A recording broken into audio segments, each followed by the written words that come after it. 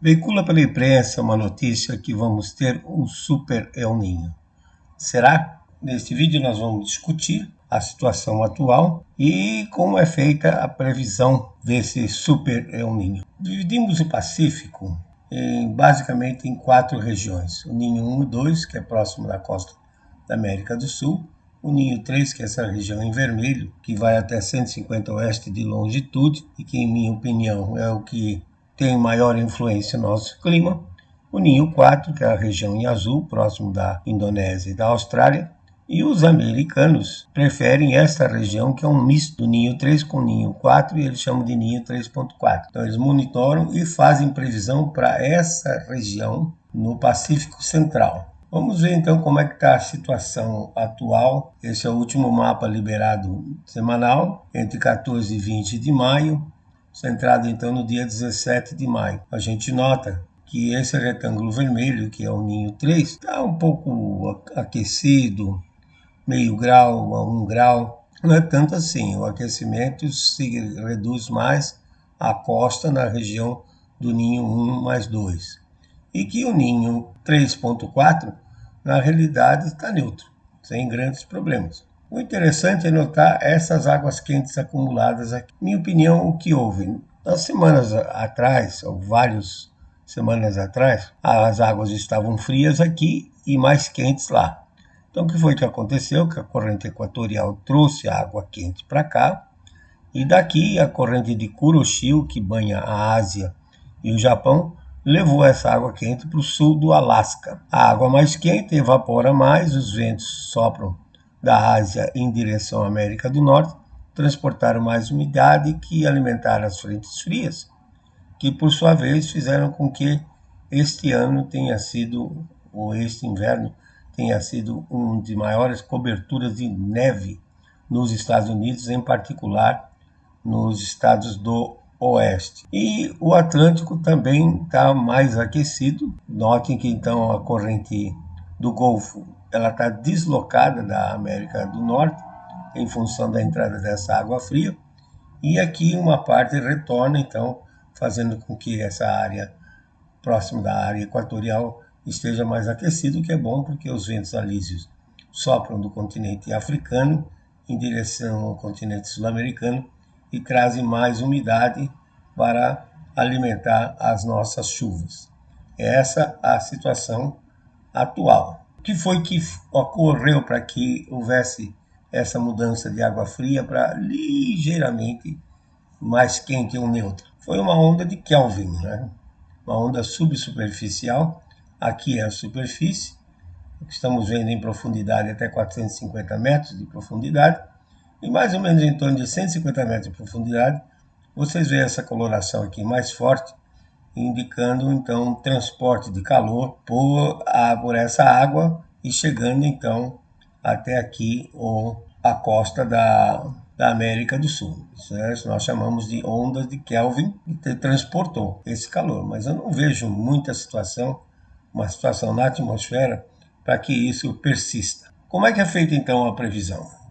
Previsão feita no início de maio pelo Centro de Previsão Climática da NOAA, Agência Nacional do Oceano e Atmosfera, nos Estados Unidos, diz que existe 90% de chance, tudo o resto dos meses, a partir já de julho, agosto, setembro, de se ter um El Niño. Mas o que não estão falando é que essa previsão, essa probabilidade, é para que as águas fiquem meio grau acima. O que se ficar meio grau acima ou próximo desse limite, praticamente não vai afetar nada. Seria um El Niño fraco, sem efeito nenhum. O que não contam é que a probabilidade de as anomalias ficarem superiores a 1,5 grau e dar um super El Niño, na realidade não passa de 53%, 54% no final do ano. Ora, o que é 53%, 54% de probabilidade? Eu tenho uma moeda, cara coroa. Eu jogo ela para cima. A chance de dar uma face é 50%. Eu jogo ela para cima e digo, se der cara, é El Niño. Se der coroa, não tem El Niño. Então isso aí é a probabilidade. Quer dizer, é uma probabilidade no limite que praticamente impede que a gente tenha confiança nessa previsão, principalmente quando vocês souberem como ela é feita. Então vamos pegar essa última previsão, observado em março, e daí é a base para se lançar a previsão. Então, o que o Centro de Previsão Climática faz? Ele usa modelos que são chamados dinâmicos e modelos que são chamados estatísticos. Os modelos dinâmicos são modelos código de computador que rodam em supercomputador e são acoplados à atmosfera e oceano. Nesse caso, eles usaram 17 modelos. E modelos estatísticos apenas calculam a probabilidade. Então, 17 modelos dinâmicos, 7 modelos estatísticos, 24 no total. Note que cada modelo dá um resultado diferente. Esse aqui, por exemplo, é um resultado superior, uma anomalia superior a 2 graus centígrados, enquanto outros modelos dão anomalias, inclusive, inferiores a meio grau, ou seja, neutro. Alguns modelos estão neutros aqui. Calculam, então, a média e publicam. Curvinha azul, consenso dos modelos. Quer dizer, você imagina, se cada modelo em si, eu tenho dito isso muito claramente, que os modelos têm limitações severas, como, por exemplo, transporte de calor por correntes oceânicas, que é limitado nos modelos. Pior problema dos modelos, o calcanhar de Aquiles, é o ciclo hidrológico, que o modelo não sabe reproduzir bem, não sabe fazer crescer nuvem, não sabe fazer chover. Então, modelos não são confiáveis. Eles não foram feitos para serem de previsão, eles foram feitos para testar a hipótese. Se cada modelo dá um resultado diferente e esses resultados não são confiáveis, pergunto para vocês se a média seria confiável, levando em consideração que essa probabilidade é para aquele até meio grau acima, né? Um limite inferior de meio grau acima. Não. Então, na verdade, essas previsões elas não são confiáveis. E o que poderia estar acontecendo sob o ponto de vista físico? A minha hipótese é que é a Lua. A Lua controla, pela sua força gravitacional, controla as marés e controla as correntes marinhas.